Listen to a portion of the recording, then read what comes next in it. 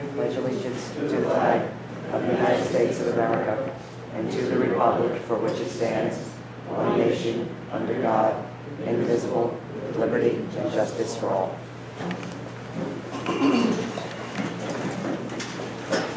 As it notice that the special meeting was provided to the Westfield Leader on January 26, 2017, commonly posted on the municipal public bulletin board and filed in the office of the municipal clerk, informing the public in time and place according to provisions of the Open Public Meeting Law, Chapter 231, PL 1975. Everyone, please shut your cell phone off or put on vibrate, please. Roll call, Ms. Ariano. Mayor Lombardo? Here. Councilman Blumenstock? Here. Councilman Kukrow? Here. Councilman Lazaro? Here. Councilman Petrozelli? Here. Councilman Sarno? Here. And Council President Tedesco? Here.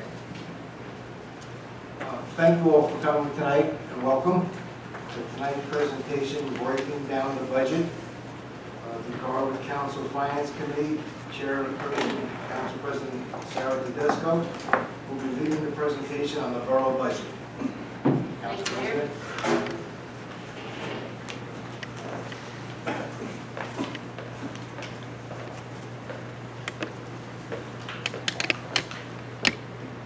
All right. Not that I need this, but I'll try, unless the feedback's too much. So yes, I'm Council President Sarah Tedesco, the Chair of the Finance Committee. I want to thank you all for coming here tonight and do some introductions.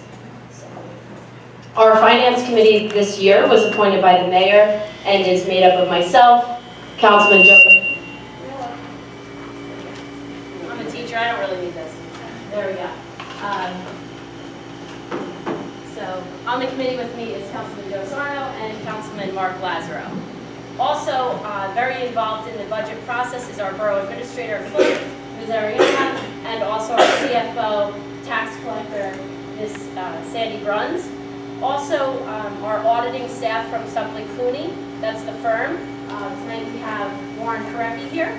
Also a gentleman named Bill Swisher is one of our auditors, and you'll probably see him at future budget meetings.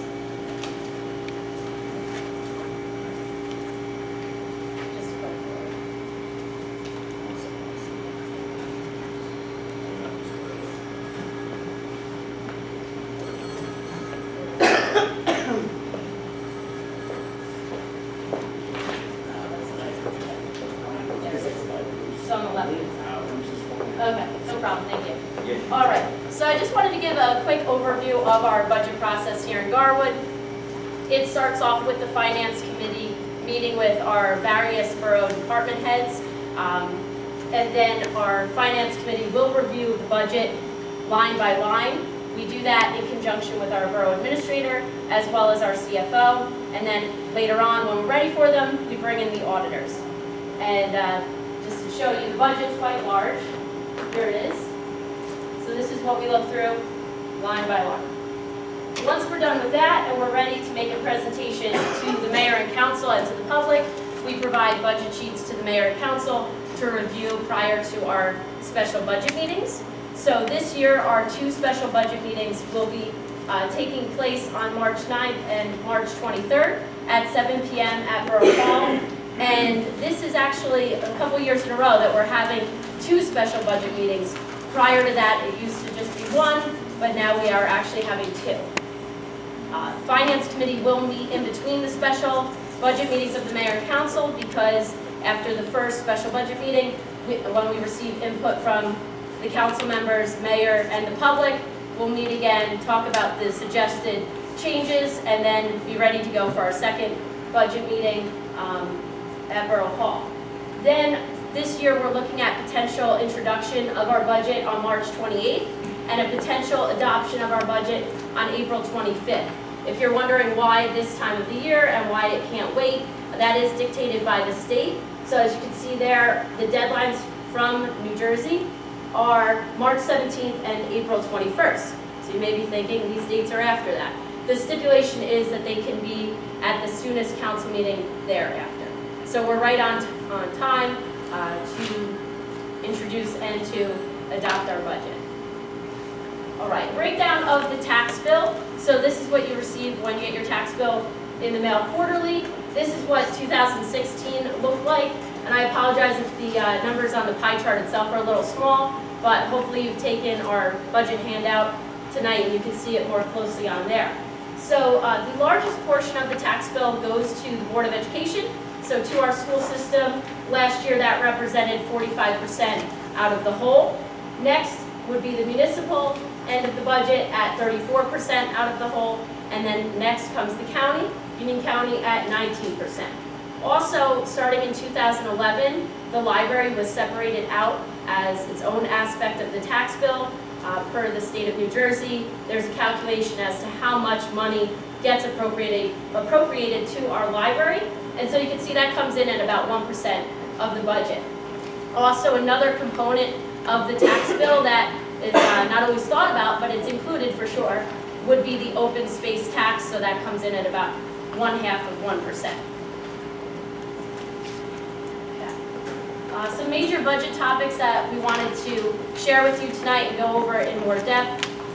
I will ask our auditor, Warren Trecky, to speak to some of these points. And we will have a Q&A session at the end of our presentation, so please hold all your questions for the Finance Committee, the Mayor and Council, or the auditors and CFO and Administrator to that point. Thank you.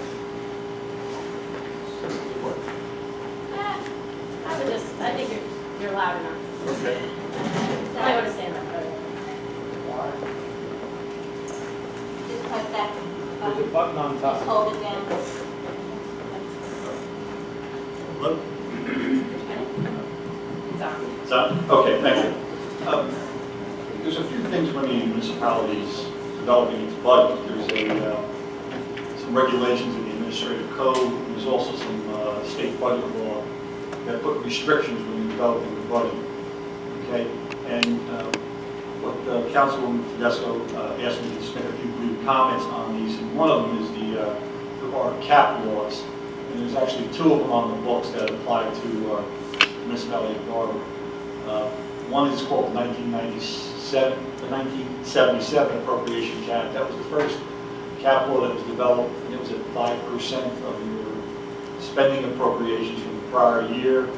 It was the first attempt to limit the appropriations with the thought process that it would limit tax increases. However, since there were so many exceptions to the law, it really never, carried out what it was supposed to do to limit tax increases. It's still in effect today. However, it's not a flat 5%. It's a floating rate. It's based on what they call the COLA rate. That's the cost of living adjustment. So they adjust it every year. The last couple of years, since inflation has been very low, last year it was 0. This year it's only 1/2 of 1%. So it did limit the amount that you can increase the appropriations. However, there's still an exception to that. If you do pass what they call a index rate ordinance or a COLA rate ordinance, you can increase the budget to spending side by 3.5%. You pass the ordinance, and then if you don't utilize all of the increase in the current year, you're allowed to keep the excess going 2 years forward. Okay, so once again, the ability to limit on the spending side hasn't really been as great. There's just too many exceptions to the pension bills. There were health insurance, there's debt service, capital, everything's what they call outside cap. It's just basically your operating appropriations inside. The second cap law is called the tax levy cap, and that came into effect around 2008 and started at 4%. Now this was strictly on the tax levy itself, so the amount of money you wanted to raise in the budget was limited by an increase of 5%, but once again, there were a lot of exceptions and exclusions that it was never really at 5%, and at that point in time, you could actually go down to the local finance board and ask for permission to exceed the 5%, and they were quite liberal in what they were doing with that, because it was the first 2 or 3 years in its existence, and they gave everybody permanent cap relief in that. But it did limit a lot of the budgets in those years. In 2010, when Governor Christie came in, he changed the law around a little bit. He made it a 2% cap on the taxes the prior year. However, there still was some waivers and exclusions. Anything in the pensions over 4% could be excluded, health insurance or major increases could be excluded, the debt service was excluded. It did eliminate the waivers, it did eliminate the reserve for income taxes. There were a lot more appropriations that were excluded from from doing that. You know, it's just funny, the appropriations that are excluded, the appropriations that go to the state of New Jersey, so they weren't going to be shortchanged. But everything else, the taxes can only be raised 2%. You add on a couple of exclusions for the ones that add, just debt service, health insurance, and pensions, and then you're limited by those. So when a municipality develops the budget, I mean, I come in and look at it to make sure you're what they say be cap compliant. In other words, you're not supposed to introduce your budget unless it's in compliance with the 1977 cap and 2010 tax levy cap. If you introduce it over those caps, the state basically just bounces it back and make you amend the budget before it can be finally adopted. Okay? Two other areas she asked me to talk about is one is the reserve for uncollected taxes. In the municipal budget, if you have a budget, it's on page 29, and as you get more into the process and they actually have the budget document out there, the reserve for uncollected taxes is a mechanism by which there's not a shortfall in cash, because it's under the premise that you don't collect all your taxes in 1 year. I mean, even though you're collecting a little over 98%, it's not 100%, so you have to balance your budget with something to make to collect enough cash to get cash on hand to pay your bills. The problem with that is it's not just based on the local tax rate, it's based on the county and the school, which are substantially higher than the municipality. So your reserve is predicated on those three tax requirements, and it makes the reserve high. In 2016, the reserve fund for the taxes was $410,000. And that's around 22 tax rates in the budget that you have to raise. It's in your budget every year, and it's to prevent any shortfall in the collection. The county gets all their money up front, the school gets all their money up front. If you're anything short, then the municipality's left really with the shortfall on that. So it's very important to have at least an adequate reserve to do it, but it does raise the taxes. The budget law that way. You have to do it again, and it's predicated on the prior year percentage of collection. The theory is if you want to collect $1, you have to bill out $1.03. So if you're going to bill out $1.03, collect 98.5%, you're going to get your dollar to support your budget with strictly cash. But once again, it's not in the school budget, it's not in the county budget, it's just in your budget if you're a collector of taxes. There's been some talk over the years to have the county and school collect their own taxes. That would eliminate your reserve. The reserve would be a lot lower. But since that law never passed, and it just seems to fall by the wayside every so many years, it's in your budget. So out of your tax rate, it's 22 cents that you're raising every year in reserve for taxes. It's state budget law, you have to do it. Thanks, Warren. And two, I would like to just point out, when he says 22 cents, that means $220 on the average tax bill. Exactly right. There's nothing you can do.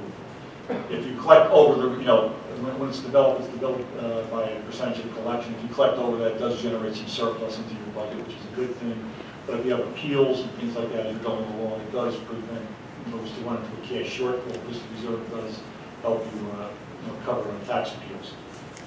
One of the other topics she asked me to talk about is fund balance or surplus. You do generate surplus through your operations every year.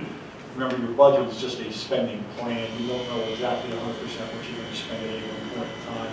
You try to project out, 10, 12 months into advance. So you anticipate revenues at a certain level. If you anticipate at $1, and you cut the buck in half, the 50 cents falls to surplus. And two, your budget is a 2-year budget. The appropriations from 15, whatever you don't spend, if you economize, if you estimate you're going to spend something, and you did, that money comes into 2016. It increases your surplus by the lapsed appropriations from the prior year. So through your operations, you do generate some surplus back. It's your excess revenues, it's the excess in taxes that you have. You look at your reserve for taxes as well, make sure you have enough cash, excess in delinquent taxes. If you cancel any reserves or account payables, you set them up during the year, and you cancel them, you generate surplus back.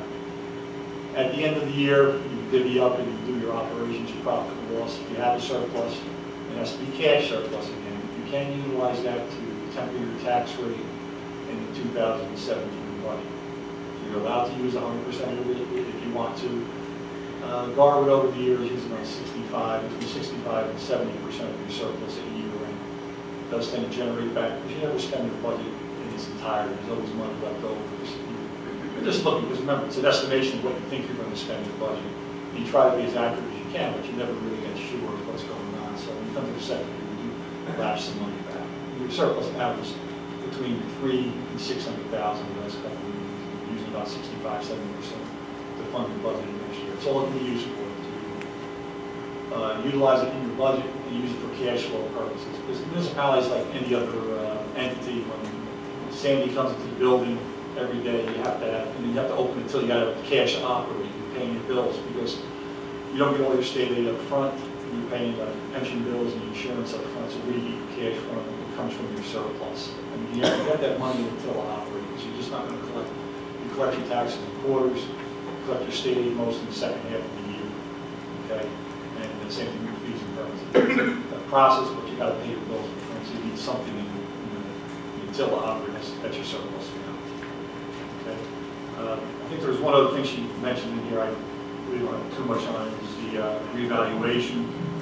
The revaluation, you try to get your property levels up to what's called normal selling prices, in other words, as of today. So I think the last time you had a revaluation was 1984. So on the books, when I say on the books in the tax we did, those are the valuations that you were assessed at in 1984. Now, obviously, the property values have gone up since then, but everything is still on the books at the 1984 process.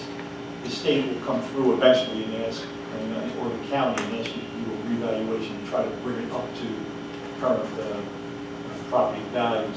It doesn't per se generate any more funds because the funds that you're going to collect through the budget is dictated by council. Whatever they ask for taxes, that's what you're going to raise. The valuation doesn't raise any more taxes, it may just redistribute it to different taxpayers in town. And usually it's one-third, one-third, one-third. Some one-third will go up, one-third will go down, one-third will remain the same. Okay, it depends on what you did during the year. Improve your property. It should be increasing as you're going along, but if anybody did any, any improvements and you go through the construction code official, they could be getting away with not added assessments and not paying, but it would distort properties, especially if someone did something that's not necessarily through the construction code official. It's a very costly thing to do. That's why a lot of people don't do it. It costs between $50,000 and $150,000 to do this. The way you fund it, you can't reserve money for this. The state has a mechanism in the budget law again. It's called a special emergency. In the year you're going to do it, you pass a special emergency. The state lets you raise that over 5 years, so you put 1/5 in your budget in succeeding years to pay for whatever the cost is, the temporary cost. But the state realizes it's quite expensive to do. Thanks, Mark. Just a bit to add to what Mr. Freckie just shared. As far as fund balance or surplus goes, here in Garwood in the past few years, we have spent anywhere from 96 to 98% of our budget. And also, as far as property revaluation goes, in the past few years, the Garwood Council has asked our tax assessor to come in and speak to the council and to the public with any updates she has on that front. And to this date, she hasn't recommended that we undertake a property tax reevaluation. She has also mentioned that the cost for Garwood would be looking around the $200,000 mark. However, of course, we do realize that based on surrounding towns, even Westfield right next door, it is something coming down the pike. And Mr. Korecki, just to clarify this, since it has been brought up a couple times, in terms of Garwood paying for that, could we set aside a little bit of money now to tackle this expense at a later date? I know you said that we would have to do a special emergency, but just to put in. There's only certain reserves you can put money away for in your budget. It's accumulated sick time, it's debris, snow removal. There's certain reserves that the state lets you do in the budget where put money away. Tax appeals they let you put money away. Revaluation is not one. They did create a special mechanism, like I said, it's called the special emergency you have, and you're allowed to raise it 1/5. So there is a mechanism to put it on the books, and you pay it off in 5 years. Right. But there's no mechanism to put money actually away. And if we were to undertake a special emergency appropriation, that would not incur interest because you would just be raising the taxes each of the next 5 years to pay for it. Just 1/5. Okay, compared to, say, occurring a bond ordinance to pay for it, which would have a small interest rate attached to that. If you had to pay all the money up front, you may have to do a note to actually fund it, because if you had to pay $150,000, you may have that cash with me. Right. Depends on how you're paying it off. If the revaluation companies only get 1/5 or a small portion each year, you can probably do that. But if they need all the money up front, then you might have to go out and score an emergency note to actually fund it up. That's the only downside. You may actually incur a little bit of interest, but not prior. slide. So the Finance Committee did ask the various borough departments if they were interested in sharing some bullet points with the public tonight. They could provide that to us and we'd be happy to show it. Although the actual line-by-line discussion on the budget will take place at our special budget meetings in March. So that's why you'll only see a few departments up here tonight. But again, that lengthier conversation will take place at a later date. So our Garwood Police Department, terrific department, we have 16 full-time sworn officers. That does include our chief of police. And we also have 4 full-time civilian dispatchers. We have a quick response time here in Garwood that we're very proud of. They are our first responders, first to the scene, and they make it there on average in 30 seconds from the time the call is dispatched. They respond to quite a number of calls, as you can see, over 21,000 calls for service in 2015. And then for this 2016 numbers, they are creating their 2016 report for us, and we'll see that in the near future. They handle all investigations, case management, complaint processing. They're the liaison with the various courts, the municipal as well as the county, as well as the prosecutor's office and attorney general's office. They coordinate all emergency management responsibilities here in the borough during emergencies. They have actually generated money for the borough. Specifically in grant money and equipment in 2015, they brought in just over $23,000 and generated $24,000 in non-criminal summons or complaint fees, and that goes to their 2015 number. They run DARE and other youth programs to reach out to our younger parts of our community, as well as other community policing efforts, such as going to our senior citizens meetings and speaking to them. And also they do oversee our school crossing guards. Our Garwood Fire Department, tremendous volunteer fire department. Right now they have 27 members. They're always looking for new ones, so if you're interested, feel free to contact the fire department. And they've also recently started a junior firefighter branch, and they currently have 3 junior firefighters. They also have a ladies auxiliary component to the fire department, and of course they provide emergency service to Garwood, as well as other towns through mutual aid. Also, Garwood receives help from other towns via mutual aid. They also have a separate department known as fire prevention that is actually a separate line in our municipal budget, and they inspect commercial properties, which does generate revenue, and it also does provide education to the community to prevent fires. And presently they have 3 engines, and you can see the years there. The most recent is the 2005 Pierce being the model. Then they have a 1993, and they also do have a 1974 truck as well. Our Department of Public Works does quite a bit, as you can see here. The majority of their time is spent doing residential garbage pickup. 4 out of 5 days are spent doing that for most of the day. They also complete snow plowing and de-icing our borough streets, as well as borough-owned properties, and that includes parking lots, their bagged leaf collection, pothole repairs, landscape maintenance, so that includes all borough-owned properties, parks, grass cutting at the various properties, etc., planting and maintenance of flower pots that you see around town, weekly grass and brush pickup, which is from April to November for residents. They also take care of some of our shade tree maintenance that they can handle. Some of the shade tree maintenance has to be done by outside companies, and that's in a separate part of the budget. Also, roadway line striping, sanitary sewer maintenance, street sweeping, park maintenance, banners and holiday decorations. They also support our various departments, police, fire, and administration for building maintenance needs.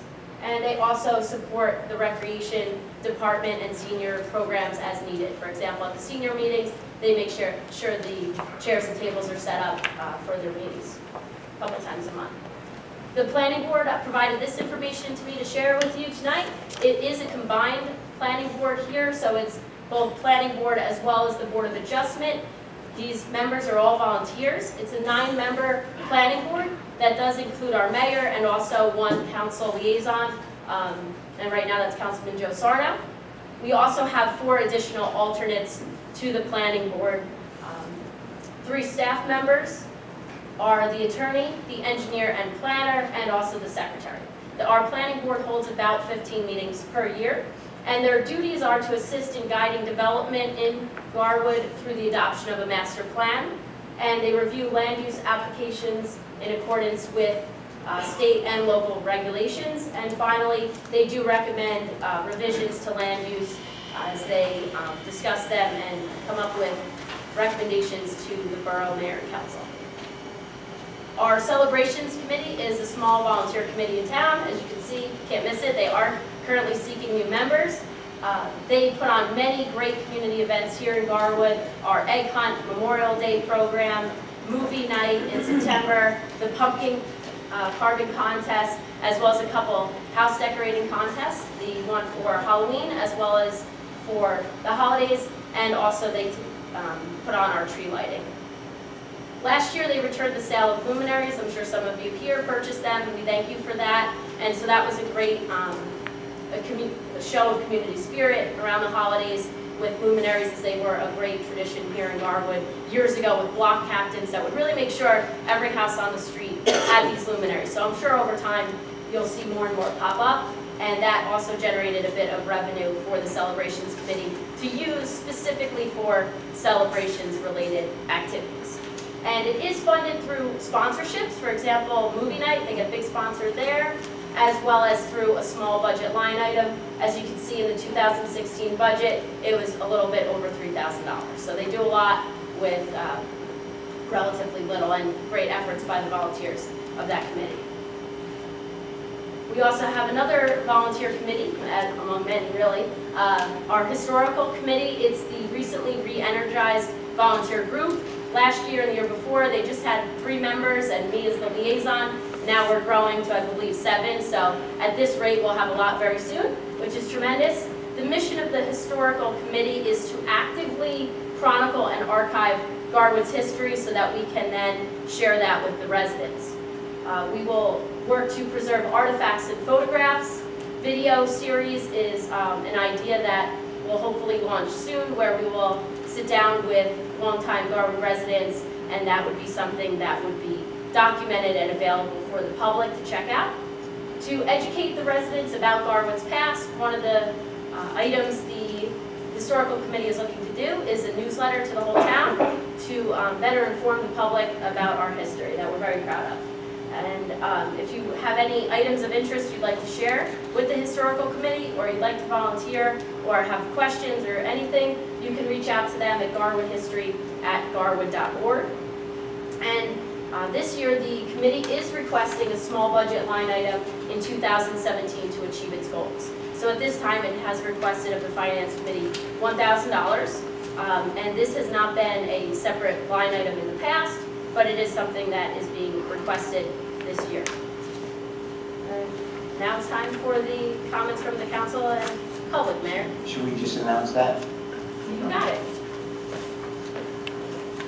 Is there anyone in the audience who wishes to address the mayor and council? Please step to the microphone, state your full name and address. Please limit your comments to about 3 minutes. Mr. Patterson?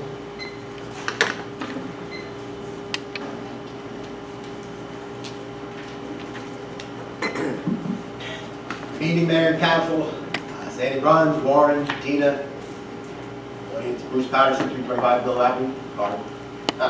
Thank you for the presentation. We look forward to transparency, especially when it comes to the budget. Every year I cry. A couple of questions. Warren was talking about the 77 appropriation cap law and the 2010 levy cap law. And I think he said we have to comply with both of these caps. So you can't just comply to say the 77 and feel satisfied. No, the budget has to be cap compliant. You have to comply with both the caps and the state reviews. There's some kind of law or? Oh, yeah, it's a cap law. It's the state budget. I mean, both, but I mean, there's something that's written that says you have to comply with Oh, both. yeah, it's Title 14. 48, you said Title 14? Title 40A. Oh, 40. I don't know, it's 4-45, something. Which one do you consider the most stringent? Because of 2010. Oh, yeah, absolutely. It's the first time we put a restriction on taxes. Before it was the appropriation side. There's so many exceptions to it, you kind of get around it very easy. You take something from inside and move it outside the cap based on the the capital law on the taxes itself is very restrictive. So it's 2%, you only increase the debt service, pension, and health insurance, and that's it. So if you want to do anything additional in the budget, I mean, it's got to be within that 2%. If you can't be under it, you have to either cut something or just raise another revenue if you have it, but it's very restrictive. You can't go down the track before you leave, though. Not anymore. When it came in, so in 2008, you could do this, you would have to go over the finance board, they would grant you, if you would plead your case and say, well, I had raises of 3%, I had this, I had that, they were pretty liberal in granting. When Christie did cut that out. You have no authority to grant any type of waiver, it's just considered law. Okay, thank you. In addition, then you were talking about revaluation. You know, Garwood, it's cost between $150,000 to $200,000. Is it a good rule of thumb, maybe $100 a house? Is that how it works out? It's expensive. They go around every place, they're not going to do it, so it's expensive. Yeah, that was my additional question. I mean, there's different types of revaluation. There's the drive-by revaluation, and then there's actually the knocking on the house. Yeah, I think because you haven't done it so long, you have to have a full-blown revaluation. You have to knock on the place. I mean, you don't have to let them in, that's your choice. But the property's still going to be revalued no matter what. You don't let them in, what happens? Excuse me? You don't let them in. They still revalue. Well, it goes because they have the plans at the construction building office. They know the size of the house, they know the size of the lot.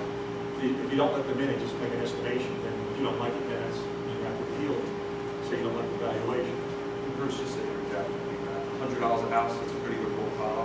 Look at Scotch Plains, they're looking at revaluation of all 23,000 people. It's going to be north of $1 million in Scotch Plains. Westfield's going to be looking at a little bit more. More than $100 a house. Close, depending on the household. But it's a very rough thing, $100 a house. Yeah, come council meeting, you know, I'm talking about possibly going to the county again. It's an interesting meeting. Any more questions, Mr. Patterson? Yeah, actually, I do have one more question. Anybody else?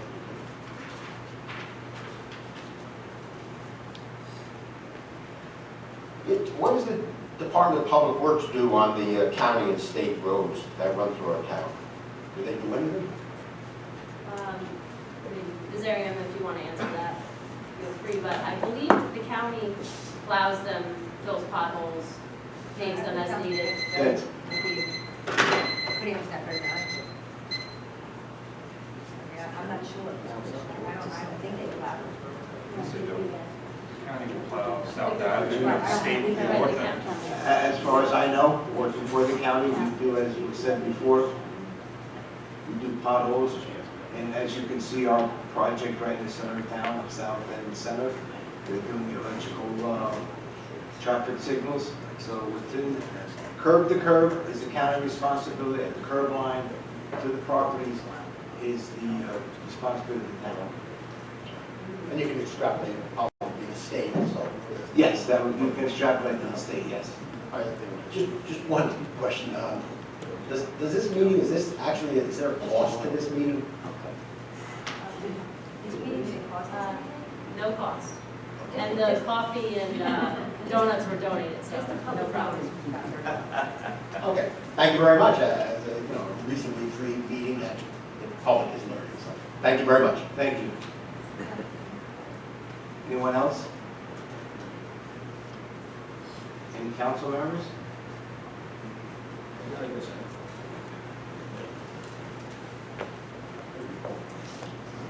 I'm John Martin, 231 Hemlock Avenue.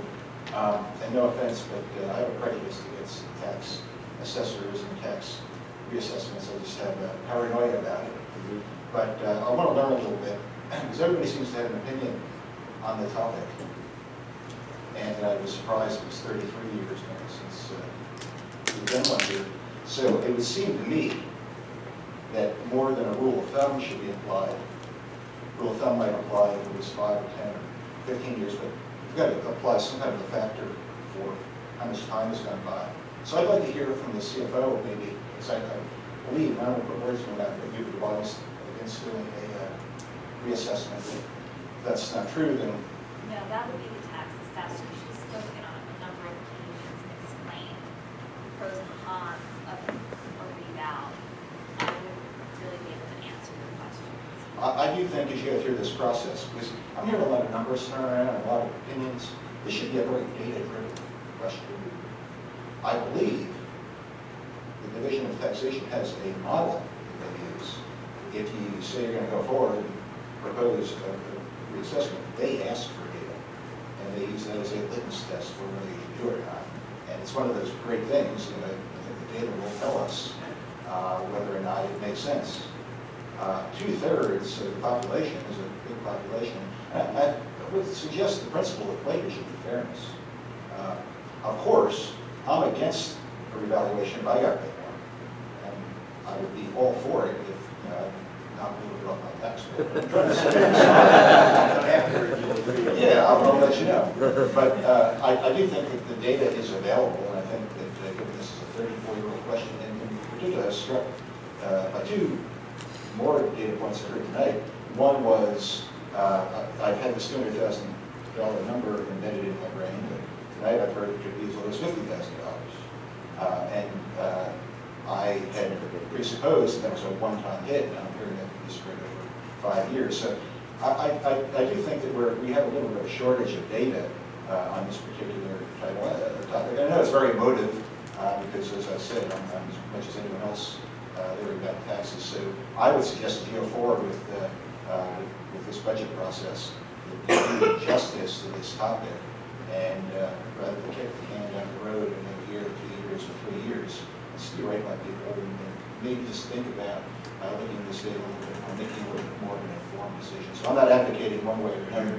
I don't have any because I don't understand the data, and that's what you're all here for. So thank you, Mr. Bartlett. If I may, Mayor? Yes, go ahead. Thank you, Mr. Bartlett. You're absolutely right, and that's something that the Finance Committee has discussed about having our tax assessor come before the mayor and council as well as the public to speak to reval. And she also does input data, and that's where over the past few years she has shared with the council that she does not recommend that we evaluate at this time because we're not outside of the norm, so to speak. But it is something that in the past few years it has definitely been on this council's radar, and I would like to continue to bring her in. And you're absolutely right, there's so many factors here. There's a cost, there's data, and there's also the years. So it's certainly something that this conversation doesn't end tonight, it continues tonight. Thank you. And to add to that, what you're saying, it's within a standard deviation, right, where they look at each of the housing prices, because what ends up happening is an equalization value. Obviously we're going on 1984 levels, so obviously that equalization is down to what, 0.26. I know I think it's split off the top of the head, but that equates to something rather than the neighborhood value. That all being said, the state is coming around and is asking towns to do this, and saying you have to. We're one of the last towns in the state, and I think we really not just take a hard look. I don't want to wait till the state does this, so I really want to have a full discussion with this member of Congress to have that way to find this. Bringing it up again.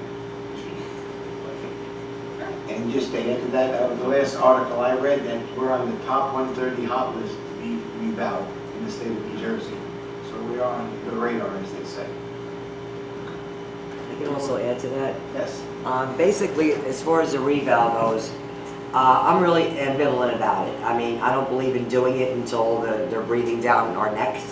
For the one simple reason that I've seen nightmares with the reval. I mean, Maplewood comes to mind. I mean, these people got hammered with millions of dollars. And what they really did was they redistributed the taxes from one part of town to the other. I mean, the taxes went up on some houses from $22,000 to $35,000. Maplewood is extremely high taxes. As you know, it's in Essex County. They actually had to have it done twice. And we were talking about $3.5 million. Of course, a lot more houses. But I'm also, like I said, it's revenue neutral. So some will go up, some will go down, and some will stay the same. And it's a lot of money. That's why we were trying to come up with an idea. I'm trying to see if the county will come up with something. This would be a great time for a matching grant. God knows I hate them all. But if I could see a matching grant on something like this, because it's all mandated by the state, with no assistance for the towns that it makes it really tight in our budget and tight for the people. That's all I have to say about that. I'm very ambivalent about the whole process. So. And as we further review it, we can have the can have the mayor of Roselle Park come forward. He's asked to come speak to us just in general terms. Just first off, just to Warren's point, they're allowed to try 3 times to get into your house, and then it goes into the process you indicated, so it is. I'm glad you brought up Roselle Park. They were getting a royal agreement over there. Taxes went up on one house. They couldn't sell the house. Taxes went up to $27,000 on a $385,000 house in Roselle Park. Obviously, that decreased how much they were going to make, because the taxes obviously are making up a big, huge chunk of the mortgage. So that's something to take into consideration. Anyone else from the audience? Anyone else from council? Yes. I just wanted to say thank you to everybody for coming here tonight. This is something that Councilman Lazaro and I had thought about as we were campaigning. It seemed like there was a lot of just basic questions about the budget and different areas of the budget. And so when we brought this to the council, everybody was very supportive of doing this, and I just want to thank the other council members for that. And I'd like to thank Ms. Ariema and Ms. Bruns and Mr. Korecki for coming tonight. We appreciate that.